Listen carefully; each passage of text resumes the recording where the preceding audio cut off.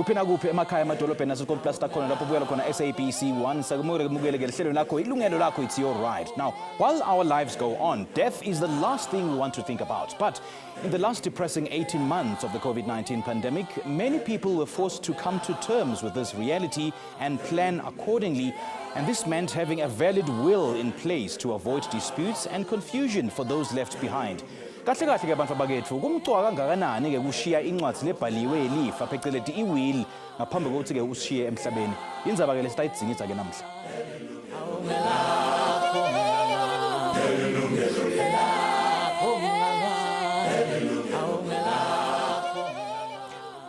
Kusichazela kabanti ke ngekubaluleka ke kwewill asemukele ke Penelope Roberts yena ke ungmaster of the High Court. Mam Penelope sakumule ehlelweni sawubona mama. Sawubona Simpiwe and ngibulisa nababukeli emakhaya. Asasingene ke endzabeni yethu ngiyathi ukuthi ke indzaba mlonyene kulamalanga ngendzaba yekufa ke lokutsinzelene ke ne-COVID-19 ukuthi ke yini iwill nekuthi ke yini bomcoka bewill. What is a will and why is it important?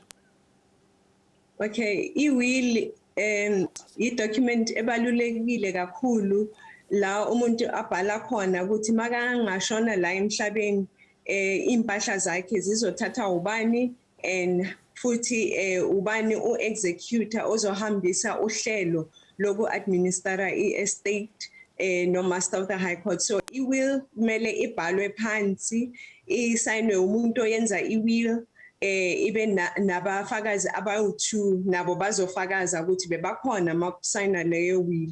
And if umuntu uyisayina ngesithupha or uyenza imark akakwazi ukubhala kumele kube ne-commissioner of oaths nabo nomuntu oyenza i-will nabafakazi labo bayi-2 ukuthi bonke babe khona makusayina leyo will ukuthi in case kuba ne-dispute mayelana naleyo will mabasaye enkantolo enkulu bayazi ukuthi basayina i-will ethini ngalelo langa. Yeah, we'll talk about disputes in just a moment. Kepha asasichaze ukuthi ngubani kumele ukuthi ende i-will, who's supposed to draw up a will, and do I have to have assets for me to qualify to have a will? Yes, Simpiwe. Umuntu na 16 years and ngaphezulu angayenza i-will provided ukuthi uneimpahla. So ngeke ubhalise izinto lezi onganazo because the purpose of the will ukuthi mawushona la emhlabeni impahla zakho zizothathwa ngabobani. So kumele ube nelona neimpahla and then impahla ingaba imoto or indlu, i-furniture, impahla, incwadi, anything le we own, even a cell phone. It's an asset ngumthetho wethu wala eSouth Africa. So in order ukuthi ukhusele labantu laba ufuna ukuthi bakwazi ukuthola impahla zakho masoshonile kumele ubhalise namagama wabo nalezo impahla ukuthi zizoya kubo bani. Does a will have to follow a certain format? Noma ke ngathatha nje liphepha ngibhale i-will ngepen noma does it have to follow a certain format ukuthi i-type ngemshini noma ke yendiwe ngubani yendiwe ngummeli or anybody can draw up a will? No, not necessarily ukuthi kumele follow a certain format, but then into abalulekile ukuthi mhlambe ungaba nomuntu angakubonisa ke ukuthi uyibhale kanjani, but basically kumele ibe namagama wakho, i-ID number, ukuthi uhlala kuphi, and is it your last and final will and testament, and nokuthi ke i-executor umuntu ozohambisa uhlelo loku administer your estate masoshonile, because i-will izokhulumela maso ungasekho la emhlabeni and nokuthi abantu laba bazo inherita ngabobani. So basically those are the most important things lezo kumele uzifake ku-will yakho. So ngalamafishane ke kude isidingo sekuthi ngicela ummeli ukuthi angibhalele i-will as long as i-will imitha onke lama conditions lo wabalile ukuthi ke kumane ibhalwe ngimi kube ne-signature noma ke sithupha kube nemuntu commissioner of oath noma ke umuntu abangifakazi nangibhala le will. Those are the formalities kuya nge-Wills Act umthetho lo wama-wills ukuthi i-will kumele ibe njani. Umuntu angazenzela i-will, but then it's better if kungaba nomuntu omcheckela yona ukuthi leyo will le ayenzile. It follows that formality in terms of the Wills Act. Ukuthi at the end of the day, leyo will i-court inkantolo singayiboni ukuthi it doesn't comply, therefore it would become invalid, which means ngeke isebenze. Uyayibona leyo. So bakhona aba like ne-Legal Aid South Africa yakwazi ukuthi iyenzela abantu ama-wills ne-pro bono nayo just ukuthi abantu ba-checkele because thina ngeke ize kithi siwu-Master of the High Court umuntu makasaphile. I-will iza ku-Master of the High Court uma umuntu sekashonile thina sizoyibheka after the fact ke ukuthi leyo will ihambelana ne-Wills Act nomthetho we-Wills Act or not. You've mentioned a will being invalid. Yini ngeke libangela ukuthi i-will ibe invalid? What are some of the issues that would invalidate a will? Okay. Njengoba ngishilo ukuthi kumele isayinwe ulo muntu lo kumele ayenze, so kumele asayine all the pages, pages wonke waleyo document of the will, and then it must be witnessed by 2 competent witnesses bana 14 and above bangakwazi ukuthi bayi witness, and then futhi if umuntu usayine ngesithupha or by means of a mark akakwazi ukubhala mhlambe uyenza u-X kumele kube ne-commissioner of oaths. If azikho lezo zinto, then that could render i-will ukuthi ibe invalid ukuthi ayisebenzi enkantolo. Asasithi-ke So abantu kumele bazibheke lezo zinto. Yeah, asasithi-ke kukhona ke umuntu lo phathekile bedridden logula vele kamadima on his or her deathbed akasakhona ke kukhuluma akasakhona kwenta lutho. Engabe ke kulolu hlangothi ke ngendekani lapho, what would normally happen? Okay, so ke umthetho wokuyenza ama-wills uthi umuntu ona 16 nangaphezulu angayenza i-will provided ukuthi uya understanda ukuthi leyo nto ayenzayo i-right na, like if bedridden, so it will be about i-mental capacity yakhe na ukuthi i-mental capacity yakhe i-right na, because umuntu lo ongekho right ngokwengqondo mhlawumbe agula ngekengqondo, obviously i-will yakhe ngeke siyithathele enhloko because that person would not be in their sound mind. So it's not about ukuthi akakwazi ukumuva ukuhamba or in, it's about mental capacity ukuthi inhloso yakhe at the end of the day yini to render that will ukuthi ibe valid. So kumele understand aqonde into la yenzayo ukuthi uyayizwisisa na in his or her sound mind. Hey, nasokhuluma ke ngabo sound mind nabo mental capacity or the incapacity that of ngiyathi lokuse utawutsinza ke isikhehle samanyovu. Kepha ke please hold your thought. We'll take a break. Sitawuphinda sibuyeke emva kwalokho.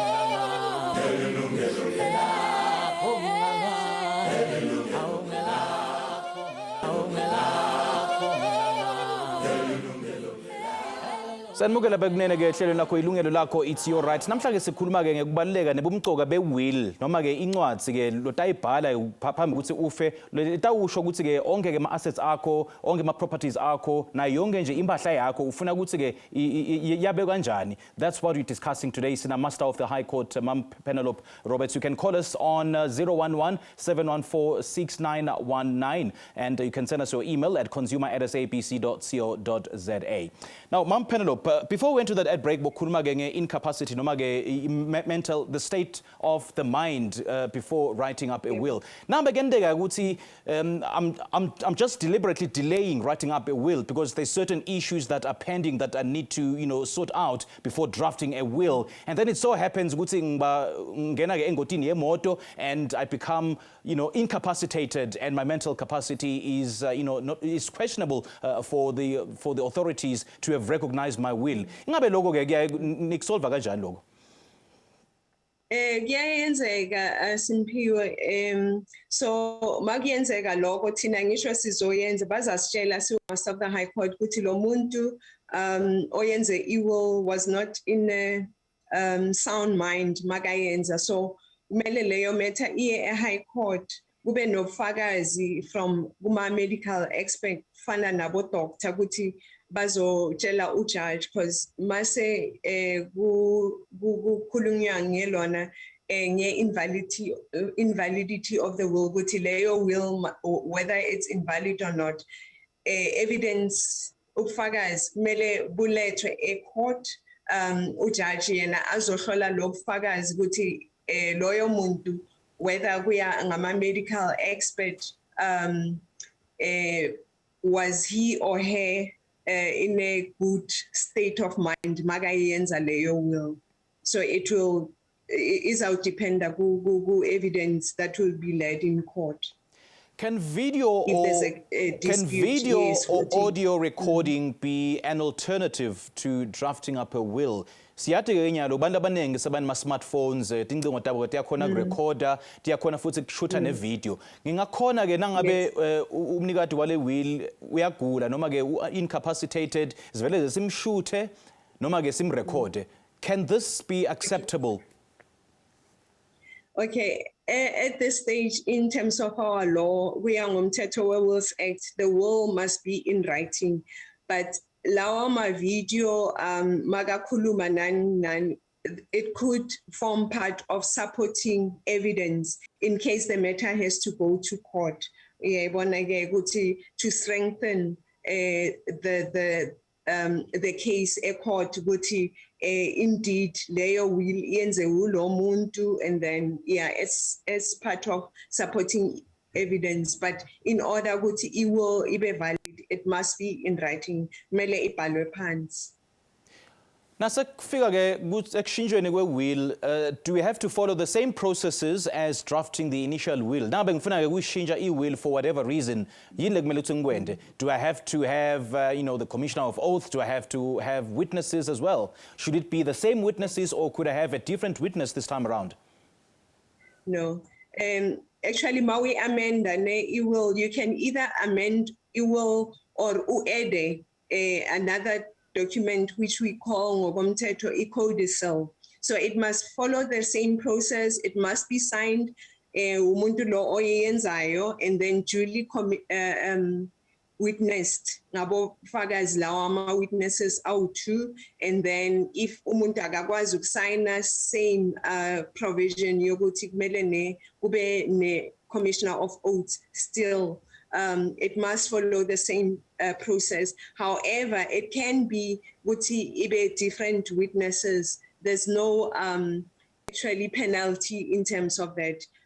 It can be witnessed ngama witnesses abanye futhi who didn't initial the will in the first place. So ngalama fisha ke the amended will, it invalidates the initial will. It doesn't actually. If you amend the will, what can happen is that on the same document, we will con. For example, umuntu oyenza will cancel a certain paragraph or a certain clause in that will. So that will next to that what you call cancellation in the same document, mele I sign lo muntu oyenze will ibe signed by the 2 witnesses, and if we signing is super or no X, and then the commissioner of oaths ibe con. So yes, it can be the same document in that will, whereby maybe we cancel a certain clause in that particular will. So it doesn't mean it invalidates the whole will. But then if that amendment did not follow a lawyer process yokuthi isayiniwe, obviously that part will be declared as being invalid because azange follow a process formalities which ibe signed and duly witnessed by the witnesses. Kukhona yini lapho kurekhodwa khona lokuthi ke le will say amendiwe. Ngikubuda ngoba kuyaye kwendeke uthole ukuthi nangabe ke umnikati wale will uyashona and then umkakhe wesibili noma wesithathu noma ke labanye banifana bathatha the original will bagijime baye ku master of the high court bayoclaima laba ke those who have the amended will bese ke uthola ukuthi sebafika muva seba labanye sebaclaimile le.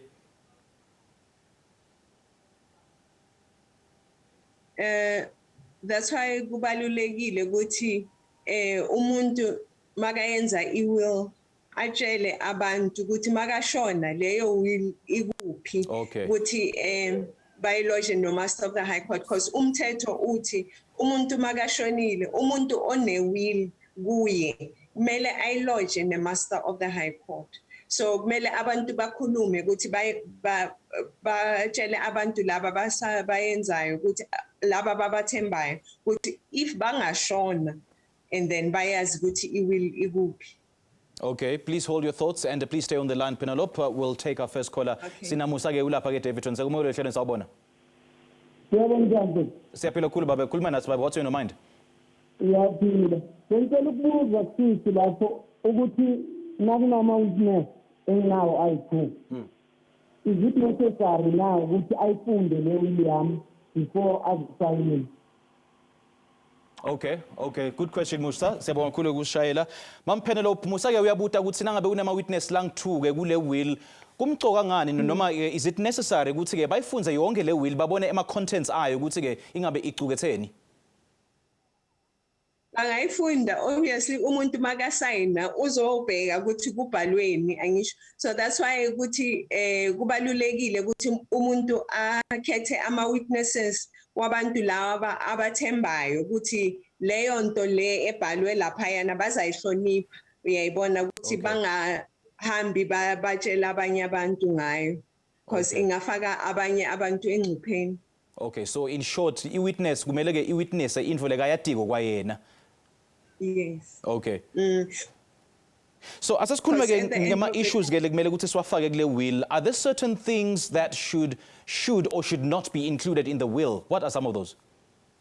Okay, bese ngichazile ukuthi ufaka ama assets wakho ukuthi impahla zakho mawushonile zizoya kubo bani ungawalista lawo ma assets impahla ukuthi I leave my motor vehicle imoto kubani for example, but then kukhona ezinye izinto kuya ngomthetho it's not necessary ukuthi ungazifaka ku will. For example, imali follow up from a pension fund because at the end of the day ama trustees we pension fund will decide ukuthi leyo mali yama proceeds we pension fund ukuthi iya kubo bani. It depends ukuthi uye wasayina I nomination form nominating ama beneficiaries ukuthi bazothola leyo mali.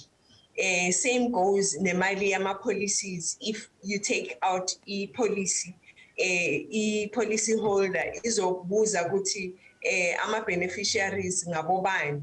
So nakhona ngabo bazoyenza ilona isinqumo sokuthi leyo mali izoya kubo bani at the end of the day. So ilezo zinto lezi noma ungazifakanga kuwilo kuzoba nabantu laba baziphethe bazoyenza isinqumo sokuthi lezo mali zizoya kubo bani kanjani.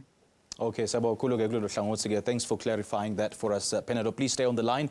We'll continue our discussion in a moment. Namhlanje bekunene sikhuluma ke ngemwill nebumcoka ke bekuba newill well before you die. Usesivile ke Mam Penelope uchaza ukuthi ke you don't necessarily need to have a lawyer to draft a will. Lokumcoka ukuthi ke le will uyibhale phasi ube ne signature phambi kwe commissioner of oaths kuphinze kuba nema witness la ngedulo kwa 16 years. Kwanyalo ke asesishelela ngasetitolo. Please do join us after this break.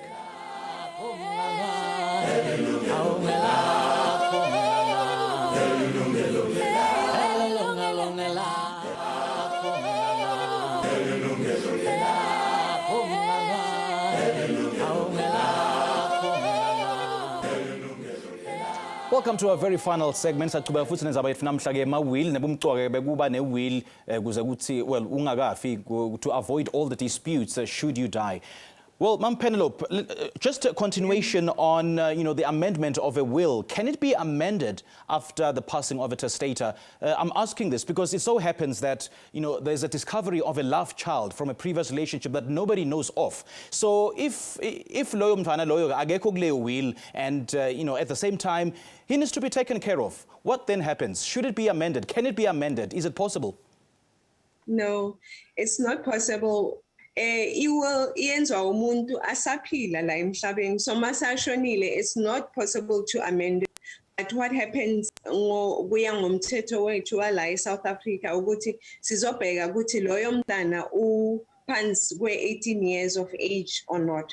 If ungaphezu ungaphansi kwe-18 years, then entitled to maintenance. But then kumele sibheke ama-circumstances waloyo mntana ukuthi ame kanjani. Okay, the child could be over the age of 18 futhi mhlawumbe usafunda usase-university, nalezo zinto kumele sizibheke ukuthi usafunda, so loyo mntana would also need to be provided in terms of education. So kumele kube ne-actuary ezolodja i-claim against the estate for i-maintenance yaloyo mntana. So each case will be dealt with on its own merits. Sihlola ukuthi loyo mntana anga-inherita or not. But then if above the age of 18 uyasebenza self-independent, then unfortunately if abamfakanga kuleyo will, maybe angayi-contesta aye court to try their luck, but then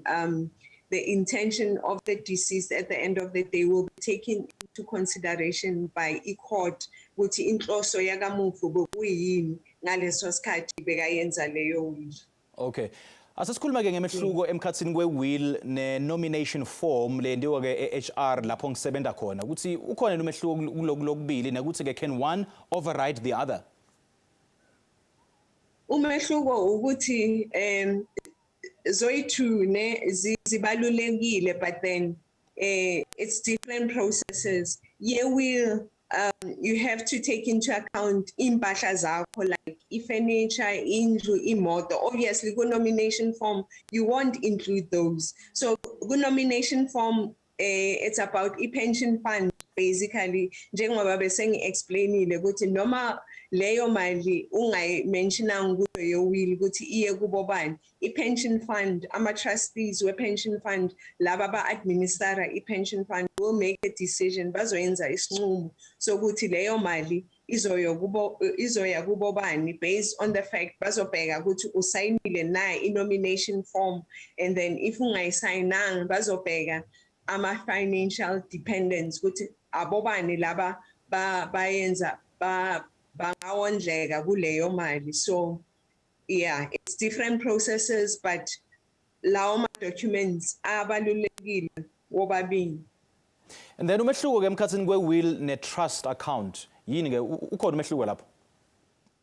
Yes, there's a difference. A trust account, it's a legal entity. It's a separate legal entity. So for example, umuntu angayenza create a trust in a will, ne?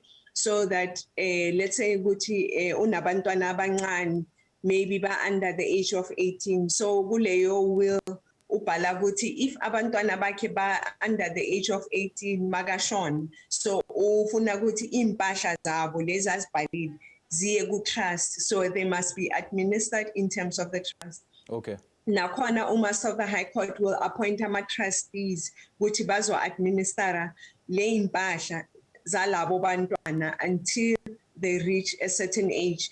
Umuntu oyenza i-will can stipulate kuleyo will ukuthi impahla zizaba ku-trust until mhlawumbe umntana reach at the age of 18 or 25 or 31. It's freedom of testation basically, but to protect ama-interests walawo bantwana nalabantu laba bangakwazi ukuthi bangazimela bazenzele izinto ngokwabo kuya ngomthetho, mhlawumbe they are suffering from mental illness, for example. Okay, Ma'am Penelope Roberts, it's been an absolute pleasure being with you this afternoon. Siyabonga kakhulu ukuhlanganyela nathi. Ngiyabonga. Thank you. Thank you. Mbukeli sifika kanjalo ke maphethelweni ehlelo namhlanje. Let me thank my guest for making time to be with us on the show. Ngithanda bonga kanye nani ke babukeli ngekuba nathi kuze kube manje. Ukhumbule ukuthi ke our program has been shortened for the month of October to give way to the elections. Please join us again next Tuesday for yet another live consumer topic. From Isim Piwe Ngongwane and the rest of the team, sizeke nitsale kahle. Do have a great and a safe week. Cheers. Lakho